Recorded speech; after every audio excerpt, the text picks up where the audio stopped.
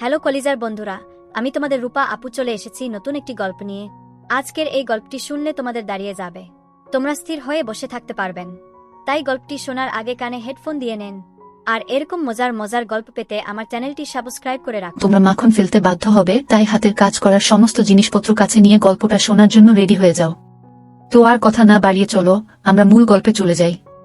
আমার স্বামী মারা যাওয়ার 2 মাস পর থেকে স্বামীর আপন ভাই রাতে আমাকে খারাপভাবে স্পর্শ করতে চাই। কয়েকদিন বিষয়টা বুঝতে না পারলেও পরে আমি বুঝতে পারি। একদিন রাত 12টায় সে আমার রুমে ঢুকে আমাকে নানানভাবে তার কথার ছলে খারাপ উদ্দেশ্যে ছুতে চেয়েছে। আমি বলেছি বাসায় সবাইকে জানিয়ে দিব। সে মোটেও ভয় পাচ্ছে না, কারণ আমার কথা কেউ বিশ্বাস করবে না, সে কথা আমার দেবর খুব ভালো করে জানে। আমি নিজেও নিশ্চিত কোনো প্রমাণ ছাড়া আমাকে কেউ বিশ্বাস করবে না, উল্টো আমার উপর দোষ চাপাবে। ইদানিং আমি এইটাও খেয়াল করছি সে আমার দিকে কেমন কেমন দৃষ্টিতে তাকায়। আমার 2 বছরের একটা বাচ্চা আছে। আমার স্বামী 2 মাস আগে রোড অ্যাক্সিডেন্টে মারা যায়। এখন আমার মানসিক অবস্থা কেমন তা কেবল আমি জানি। মানুষটা গত হওয়ার পর কেমন যেন একা হয়ে গেছি। তাছাড়া আমার শাশুড়ির সাথেও আমার সম্পর্ক তেমন ভালো না। স্বামী মারা যাওয়ায় তিনি আমাকে অপয়া আর পুরা কপালি ছাড়া আর কিছুই ভাবেন না। সবার মন রক্ষা করে আমাকে চলতে হয়। এখন ইনকামের একমাত্র পথ আমার একমাত্র দেবর। আমি খুব ভয়ে থাকি সে কখন আমার রুমে ঢুকে যায়। রোজ রাতে এখন ঠিকভাবে ঘুমাতে পারি না। দরজা ভালো করে আটকাই, তাও কেমন যেন ভয় লাগে। বাচ্চাটাকে শক্ত করে জড়িয়ে ধরে থাকি। ভীষণ একা আর ভয় লাগে। আমার শাশুড়ি আর সুর কোথায় যেন গিয়েছে। আমি জানতাম না যে তারা বাসায় নেই। আমার দেবর, আমি আর আমার বাচ্চা আছি বাসায়। আমি রান্নাঘরে কাজ করছি আর মনে মনে ভাবছি রাতের বেলা আমাকে ভয় দেখালেও দিনে হয়তো সে এমনটা করবে না, কিন্তু দিনের বেলা সে আরো ভয়ানক। রান্নাঘরে এসে আমার হাত ধরে ফেলল। আমি জোর করে ছাড়ানোর চেষ্টা করছি, কোনো লাভ হচ্ছে না।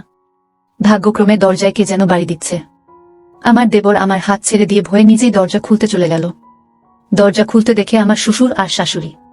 দিন দিন ভয়টা বেড়ে চলেছে। সবসময় একটা ভয়ের মধ্যে কাটছে আমার প্রতিটা দিন। আমার নিজের বাবা মা বেঁচে নেই। একটা ভাই আছে, সেও তার পরিবার চালাতে হিমশিম খাচ্ছে। আমাকে কি করে ভরণ পোষণ দিবে? তাছাড়া আমার একটা বাচ্চাও আছে, তার দায়িত্ব কে নিবে? সবকিছু চিন্তা করে এই ঘরে এত অনিশ্চয়তার মধ্যে পড়ে আছি। কোথায় যাব? আর লেখাপড়াও তো জানি টুকটাক, তেমন ভালো চাকরিও পাওয়ার আশা নেই। শাশুড়িকে সবকিছু খুলে বললে তিনি হয়তো বিশ্বাস করবেন, কিন্তু আমার কাছে তো যথাযথ প্রমাণ নেই যেটা দিয়ে তাকে আমি বিশ্বাস করাতে পারবো। আমার স্বামী যখন বেঁচে ছিলেন তার ভাই এমনটা ছিল না। আমাকে সম্মান দিয়ে কথা বলতো, আমার বাচ্চাটাকেও আদর যত্ন করত। আর এখন একদিন আমি আমতা করে শাশুড়ির রুমে গেলাম। গিয়ে তাকে সবটা খুলে বললাম। তিনি আমার কাছে প্রমাণ চাইছেন। আমার কাছে তো প্রমাণ নেই। আমি শাশুড়িকে বললাম আজকের রাতটা আমার সাথে থাকতে, তবে সে কথা যেন আমার দেবর কোনোভাবে জানতে না পারে। আমার খুব অবাক লাগছে, এই প্রথমবার তিনি আমাকে বিশ্বাস করেছেন দেখে। যাই হোক, যেই বলা সেই কাজ। প্রতিদিন আমি ভয় পেয়ে লাইট অন করে ঘুমাই, আজকে লাইটটা অফ করে ঘুমালাম বললে ভুল হবে, ঘুমের অভিনয় করছি। পাশে আমার শাশুড়ি। রুমটা এতটা অন্ধকার করে রেখেছি যে দেখে বুঝার উপায় নেই আমি ছাড়া রুমে কেউ আছে। দরজাটাইও খোলা রেখেছি। রাত 1টা বাজতে না বাজতে আমার দেবর রুমের দিকে আসছে। আমি স্পষ্ট বুঝতে পারছি শাশুড়ি জেগে আছেন তখনও। দেবর আমার রুমে ঢুকে আমার হাত ধরতেই আমি লাইট দিয়ে দিই। আমার শাশুড়ি এখন একেবারে অবাক, তবে সেটা আমাকে বুঝতে দিচ্ছেন না। আমার দেবরের চেহারাও দেখার মতো। সে তো আরো অবাক তার মাকে দেখে। আমার শাশুড়ি দেবরের দিকে তাকিয়ে আছে, কেউ কিছু বলছে না। আমার দেবর মাথা নিচু করে লজ্জা পেয়ে তার রুমে চলে গেল। আমার শাশুড়ি আমাকে কিছু না বলে নিজের রুমে চলে গেল। জানি না তার মতামত কি হবে। তিনি তার ছেলের পক্ষ নিবেন নাকি আমার? আমি এইসব কি ভাবছি? একবার আমাকে ভরসা করেছেন বলে আমি বারবার একই রকম আশা করতে পারি না। যাই হোক, আজকে একটু শান্তির ঘুম ঘুমাতে পারবো। আমার এই সংসারে আমার কাছে মানুষ আর একমাত্র ভরসা ছিল আমার স্বামী। তিনি মারা যাওয়ার পর ভরসার ছাদটাও আমার মাথার উপর থেকে সরে গেছে। মানুষটা ভীষণ রকমের ভালো ছিল। তার ভাইয়ের বিপরীত, মেয়েদের যথেষ্ট সম্মান করত, কখনো আমাকে অসম্মান করে কথা বলেনি। এইসব ভাবতে ভাবতে ঘুমিয়ে পড়েছি। সকাল হতেই ঘুম ভেঙে গেল। সবাই একসাথে নাস্তা করতে বসেছি। আমার শাশুড়ি আমার দেবরকে সবার সামনে অপমান করছে। এই দৃশ্য দেখে আমি অবাক। যে শাশুড়ি কোনোদিন আমার সাথে ভালো করে সুন্দর করে কথা বলেনি, সেই শাশুড়ি আমাকে সাপোর্ট দিচ্ছে দেখে আমি কোনো কিছু বলার ভাষা হারিয়ে ফেলেছি। আর চোখ দিয়ে 1 ফোঁটা 2 ফোঁটা করে পানি গড়িয়ে পড়ছে। আমার শাশুড়ি যখন আমার দেবরকে অপমান করছে, সে নিচের দিকে তাকিয়ে আছে।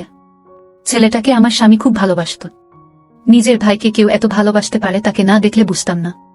আমি ভেবেছি আমার দেবর শুধরে গেছে। আমার ধারণা সে ভুল প্রমাণ করে দিল, আর সে আরো ভয়ানক হয়ে উঠল। একদিন আমি আমার রুমে আমার বাচ্চাকে খাবার খাওয়াচ্ছি, আমার শ্বশুর শাশুড়ি তাদের নিজেদের রুমে ঘুমাচ্ছে। এমন সময় আমার দেবর এসে আমার মুখ চেপে ধরে। আমি নিঃশ্বাস নিতে পারছিলাম না, আমার খুব কষ্ট হচ্ছিল। আমার বাচ্চা হঠাৎ চিৎকার দিয়ে কান্না করে দেয়। আমার বাচ্চার কান্না শুনে আমার শ্বশুর শাশুড়ির ঘুম ভেঙে যায়। তারা এসে দেখে আমার রুমে আমার দেবর। আমি তাদের সবটা খুলে বলি। আমার দেবর আমার রুম থেকে বের হয়ে নিজের রুমে গিয়ে দরজা বন্ধ করে দেয়। এইবার শাশুড়ি আমার কাছে আমার সিদ্ধান্ত জানতে চাই, তাকে কি শাস্তি দেওয়া যায়। আমি মনে মনে ভাবছি, আমার দেবরের জায়গায় যদি আমার আপন ভাই হতো আমি কি করতাম। আমি শাশুড়িকে বললাম তাকে আর একবার সুযোগ দিয়ে দেখতে, আর আমি বলছি তাকে বিয়ে করিয়ে দিতে। সংসারের চাপে বা তার জীবনে কেউ আসলে সে হয়তো বদলে যাবে। তাছাড়া তার বিয়ের বয়সও হয়েছে, টাকাও মোটামুটি ভালো আয় করে। আমার শাশুড়ি আমার সিদ্ধান্তে রাজি হয়। কিছুদিন পর আমরা সবাই মিলে তাকে বিয়ে করিয়ে দিই। আমার যা এতটা ভালো মেয়ে তা ভাষায় প্রকাশ করার মতো না। সবকিছুতে আমাকে সম্মান দেয়, আমাকে ছাড়া কিছু বুঝে না, নিজের বোনের মতো দেখে। সবসময় মেয়েটা আস্তে আস্তে আমার দেবরকে সঠিক পথে নিয়ে আসে। আমার দেবরও এখন আমাকে আগের মতো সম্মান দেয়। সে বুঝতে পারে তাকে আমি আমার আপন ভাইয়ের মতো করে। সবসময় ভেবেছি, কিছুদিন আগে তাদের একটা ফুটফুটে মেয়ে হয়েছে। একদিন আমার দেবর আমার কাছে এসে তার কাজগুলোর জন্য অনুতপ্ততা প্রকাশ করেছে। আমিও তাকে ক্ষমা করে দিয়েছি। আমার স্বামী মারা যাওয়ার পর আমাকে অনেকে বলেছে আমার দেবরকে বিয়ে করে নিতে। আমি রাজি হয়নি, যদিও বিয়ে করার নিয়ম আমাদের সমাজে আছে। আমি তাকে আমার ছোট ভাই ভেবেছি সবসময়। হঠাৎ করে তাকে বিয়ে করে নেওয়াটা আমার কাছে ভালো লাগেনি। এখন সম্পূর্ণ পরিবারে আমরা একের ভরসা অন্যজন। আমার দেবরের ইনকামে আমার পুরো সংসার চলে। আমার সবচেয়ে বড় ভরসা আমার শাশুড়ি। তিনি যদি সেদিন আমাকে সাপোর্ট না দিত, আমি হয়তো সমাজের চোখে ঘৃণার পাত্র হয়ে যেতাম। সমাজে সবসময় মেয়েদের দোষটা বড় করে দেখা হয়। বন্ধুরা, নিশ্চয়ই গল্পটি তোমাদের অনেক ভালো লেগেছে। তোমাদের জন্যই আমার এই গল্পটি নিয়ে এরকম মজার গল্প আমাদের কাছে অনেক আছে, তাই প্রতিদিন গল্প শুনতে আমাদের সাথেই থাকবেন। এরকম গল্প অন্য কোথাও পাবেন না। গল্পগুলো অনেক মজাদার।